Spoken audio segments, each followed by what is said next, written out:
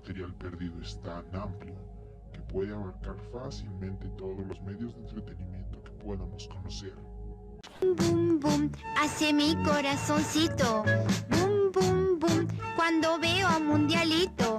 Boom, boom, boom, es la hora de gritar. Tienes que practicar tus habilidades para tener éxito en el Real Madrid.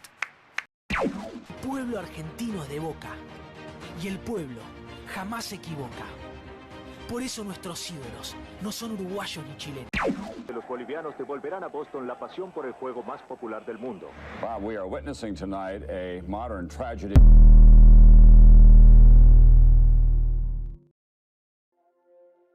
Para empezar, y tal como lo había prometido en su momento. Recuerden, si este video alcanza la suma de 10.000 me gustas, con gusto haré una segunda parte. Y claro, como soy hombre de palabras, he aquí la tan ansiada secuela. Aunque vale decir que la misma tendrá un ligero cambio, porque en esta oportunidad nos centraremos, y dije en plural porque no estaré solo, en el Lost Media. Es probable que te preguntes a qué me estoy refiriendo con este curioso término. Bueno, Lost Media o material perdido en español es una expresión genérica usada para englobar todo contenido que ha sido destruido, extraviado o parcialmente difícil de encontrar, como por ejemplo lo podría ser un capítulo de una serie, una película, un videojuego, etcétera, etcétera, etcétera. En el caso que nos ocupa hoy, el fútbol, podemos encontrar en él una interesante cantidad de material desaparecido, desde partidos, mascotas, grabaciones, entre otros. Por eso en esta curiosa recopilación, hoy junto a varios colegas vamos a darle su correspondiente contexto a cada cosa extraviada. Dicho esto y sin más nada que agregar, Continuemos.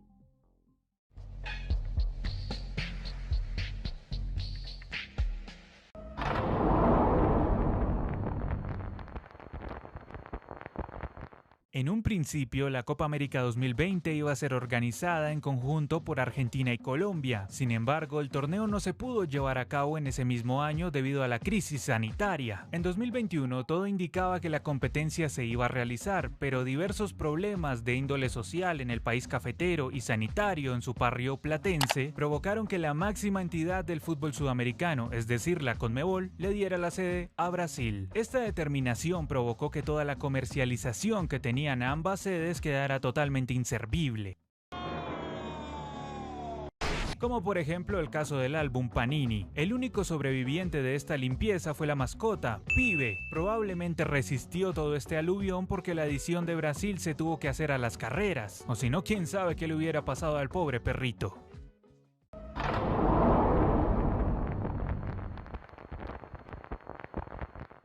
En el año 2006, la Federación Mexicana de Fútbol presentó a quien iba a ser la mascota oficial de la selección mayor, Espinito. Curiosamente, y a pesar de que su nombre tenía razón de ser, ya que remite a un elemento básico de la gastronomía mexicana, o sea, el nopal, al final esta mascota fue descartada ante el increíble rechazo que generaba en el público mexicano. Y es que si uno mira con suma atención su diseño, no es difícil comprender el porqué de este repudio, es que era feísimo.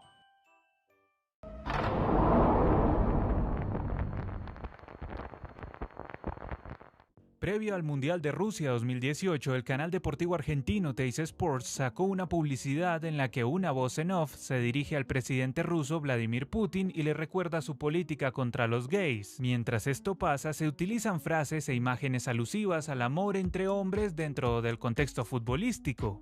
El material era creativo, pero no generó elogios en el público, sino más bien rechazo por sus alusiones a los lugares comunes homofóbicos. Tanto fue el lío que el gobierno de Rusia consiguió que Teis Sports cancelara definitivamente la difusión del comercial, por ser una falta de respeto al Estado ruso.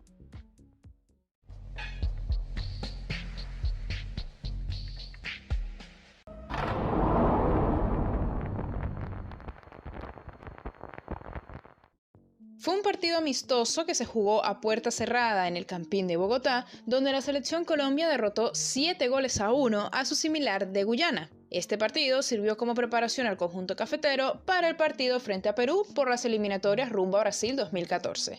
De este encuentro no hay mucho de qué hablar, ya que no se transmitió, salvo por el hecho de que uno de sus mejores jugadores, Radamel Falcao García, no fue tenido en cuenta para este juego por culpa de una lesión.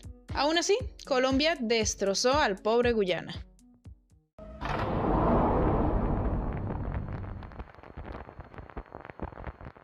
A principios del siglo XXI, Windows Live Messenger fue la mayor red social que existía en su momento. En él, cada usuario podía no solo mandar mensajes, sino también hacer videollamadas y hasta jugar videojuegos con sus contactos. Increíble, ¿no? Increíble. Bueno, uno de esos juegos que estaban disponibles era el Messenger League, una liga de fútbol donde podías competir con tus amigos. Lamentablemente, en el 2013, Messenger fue absorbido por Skype, provocando así el fin de este programa.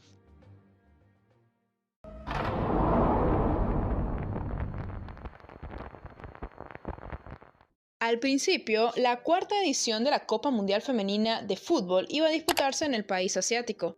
Sin embargo, debido a la epidemia del síndrome respiratorio agudo severo que se presentó a meses previos del comienzo de la Copa, a la FIFA no le quedó de otra que trasladarla a Estados Unidos. Como compensación, se le otorgó a China la organización del torneo para el año 2007 y mantuvo su participación como anfitrión en ambos campeonatos.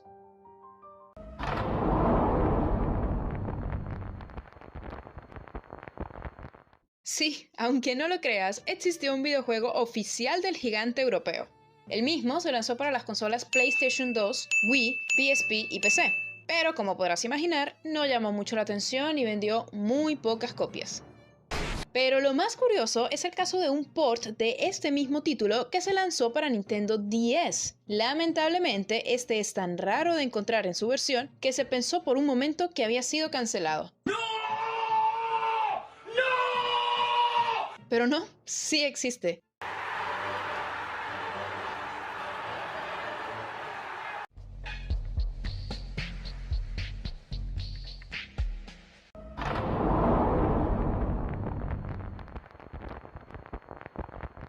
Fue un spot publicitario lanzado en la red social rusa de Burger King, donde invitaba a las mujeres rusas a quedarse embarazadas de los jugadores de las selecciones participantes.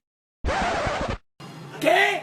El premio, un suministro de por vida de Whoppers y 3 millones de rublos, unos 40.000 euros básicamente, por el mérito de haber, y cito, importado a la nación genes cargados de buen fútbol. ¿Qué? Sin comentarios.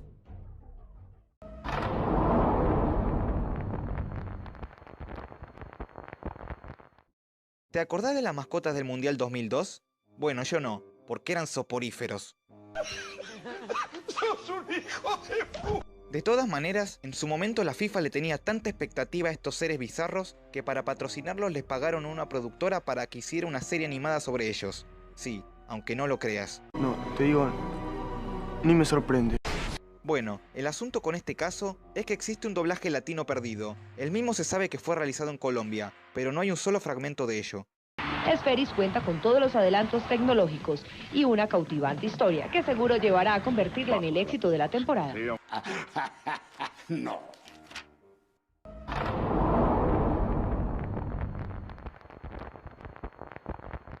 Supuestamente, a finales de julio de 2010, el famoso canal de televisión de paga infantil Cartoon Network sacó un avance donde transmitía un partido del Monterrey. De más está decir que su sola premisa es absurda, porque estamos hablando que un canal que se centra en las series animadas fue capaz de trasladar un partido de fútbol a su espacio televisivo. Obviamente, es falso.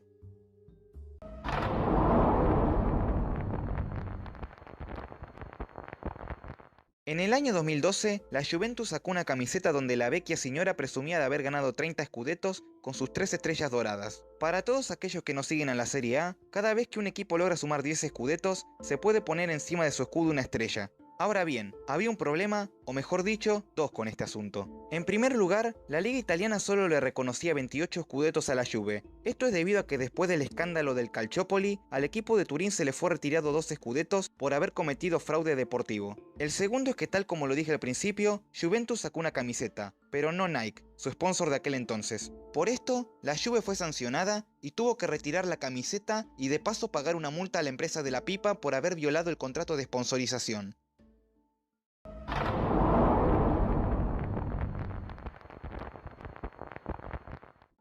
Más allá de alguna que otra fotografía de la época, no hay registro audiovisual de lo que fue la primera final de la Copa Libertadores entre Peñarol y Olimpia. Puede parecer una obviedad al tratarse de 1960, sin embargo, la final recibió mucha cobertura a nivel sudamericano, lo cual sorprende el hecho de que no haya ni siquiera un solo fragmento de ese encuentro tan determinante como histórico.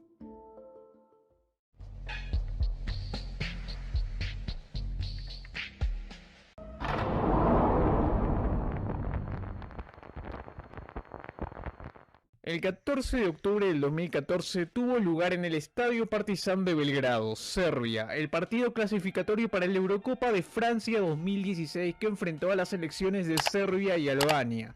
Sin embargo, pese a que estaba todo listo para celebrar dicho cotejo, este mismo tuvo que ser suspendido debido a los graves incidentes que se produjeron tanto dentro como fuera de la cancha. Para entender un poco de lo que originó toda esta tensión, debo contarte su contexto.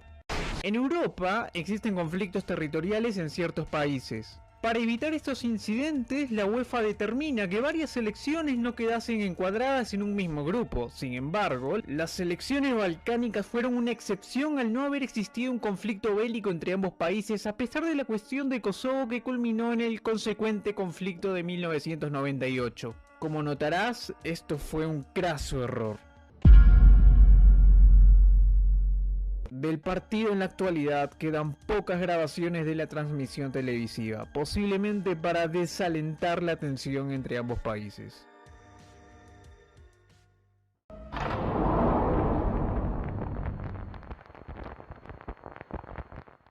El partido cero es a lo que se le domina el encuentro que enfrentó a los equipos de Atalanta y Valencia durante el marco de los octavos de final de la Champions League del 2020. Ni el resultado ni el transcurso del encuentro es lo que le dio este curioso apelativo, sino su triste trasfondo. Esa noche de Copa Europea se juntaron 45.000 espectadores en el estadio de San Siro de Milán para ver a sus respectivos equipos. En ese entonces, la amenaza del COVID en China parecía ser entonces lejana, pero solo 2 días después del partido, Adriano Trevisan fallecía a los 78 años cerca de Padua y se convertía en la primera víctima mortal del coronavirus en Europa. Días después se reportaron más casos de COVID y todos compartían una triste coincidencia: todos estuvieron en aquel partido. Para peor, 15 días después del encuentro, la curva del número de contaminados comenzaba a dispararse brutalmente en Bérgamo, convirtiéndola así en uno de los focos más afectados para la entonces epidemia. ¿Fue el Atalanta Valencia el desencadenante de todo esto?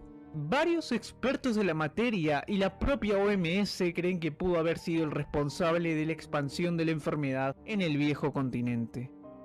Tras saberse este triste hecho, todos los resúmenes que había de ese partido fueron eliminados de las redes sociales. El motivo, desconocido, pero no es difícil presuponer por qué fue.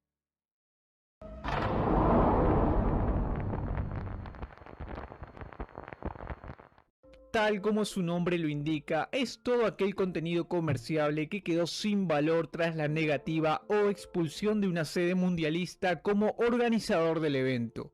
Un gran ejemplo de esto es el Mundial de Colombia 86. Tan solo miren las estampitas, las pegatinas, los diarios que iban a estar a la venta para promover lo que hubiese sido el espíritu mundialista. Una verdadera lástima.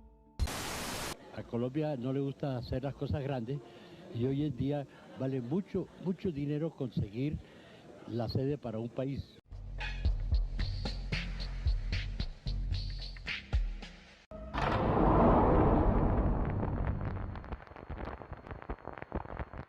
Fue el resultado final de un partido de fútbol en el que tuvo lugar la mayor goleada de la historia reconocida por el libro Guinness de los Récords, el día 31 de octubre de 2002, durante la final de la THB Champions League de 2002 en Madagascar, entre la AS Adema y SODL Mirne. El motivo de semejante resultado se debió a una protesta de este último con la federación por presunta corrupción arbitral. Así que para hacer una clara puesta en escena, el director técnico del SOL Mirne exigió a sus jugadores hacerse tantos goles en contra como fuera posible. Por su parte, el AS Adema no intervino al ser este su clásico rival. Por tanto, sus jugadores se limitaron a ver cómo su eterno enemigo se humillaba futbolísticamente hablando. Oh my God, esto va a ser épico, papus. Tristemente no hay un registro audiovisual de este curioso encuentro.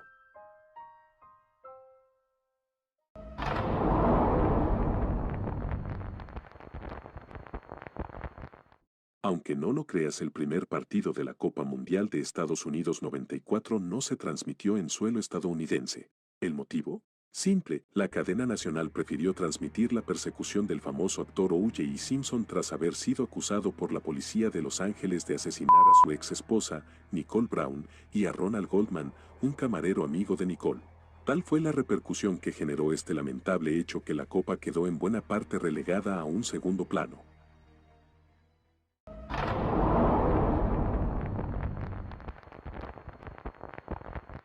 Fue el repechaje o la repesca intercontinental UEFA Conmebol que definía el último cupo para ir al Mundial de Alemania 74.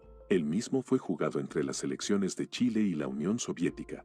El partido de ida se celebró el 26 de septiembre de 1973 en Moscú, en una fecha donde Chile había tenido cambios políticos considerables debido al sangriento golpe de Estado que se produjo en el país tan solo 15 días antes. Del encuentro de ida, que terminó sin goles, no se tiene ninguna grabación, algo muy inusual considerando la importancia de este, quedando solo alguna que otra foto de origen ruso.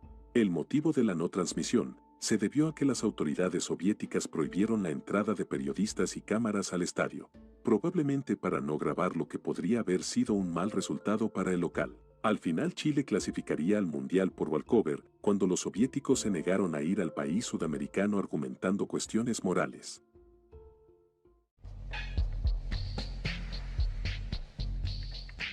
Ahora unas palabras de mi Dios, nuestro patrocinador. Pero antes de continuar, quiero recomendarte BetWinner, una de las mejores casas de apuestas deportivas en línea donde es fácil y seguro de jugar.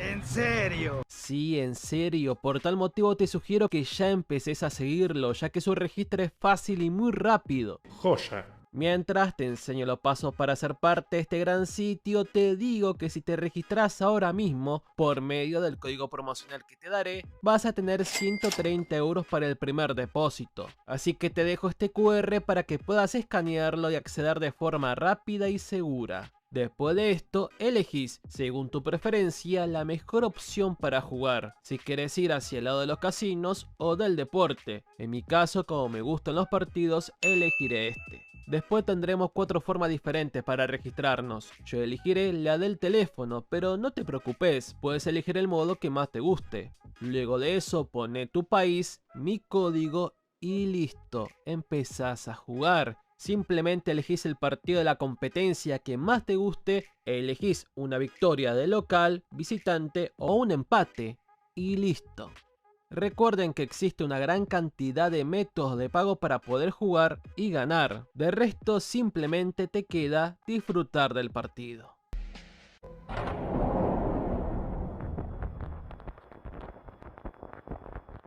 Escándalo Deportivo fue una serie de especiales transmitida en forma episódica en el Canal 9 de Televisa, México. Ahora bien, ¿por qué aparece en el último nivel? ¿Qué cosa oscura o rara podría traer consigo? Bueno, escucha atentamente porque te aseguro que no lo vas a creer.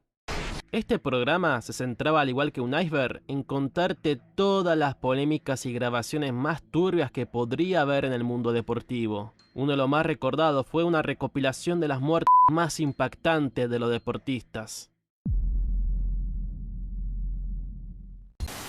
¿Y saben lo más increíble de todo esto? El programa se transmitía en horario familiar.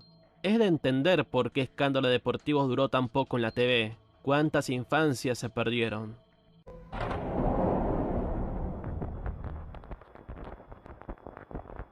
Más que Perú y Austria, se podría englobar a todas las competiciones deportivas que no fueron transmitidas en las Olimpiadas de Berlín 36. Pero quiero centrarme en este duelo porque causó mucha repercusión a nivel fútbol y hasta político.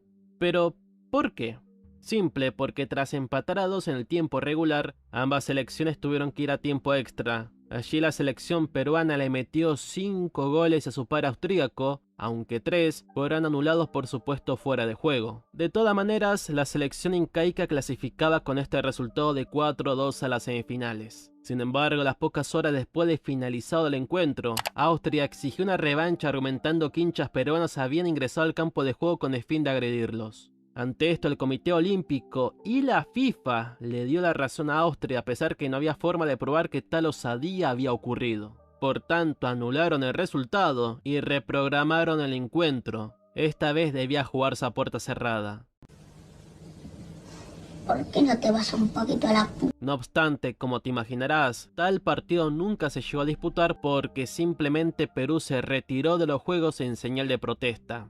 Al no ver una grabación o siquiera foto de la supuesta agresión, nunca sabremos si la versión de los austríacos era cierto. Las malas lenguas dicen que la decisión del comité estuvo amparado por el mismísimo Adolf, ya que hubiera sido contraproducente la propaganda alemana que una selección no aria ganase la medalla de oro. ¿Ustedes qué piensan? ¿Ocurrió o no la susodicha agresión?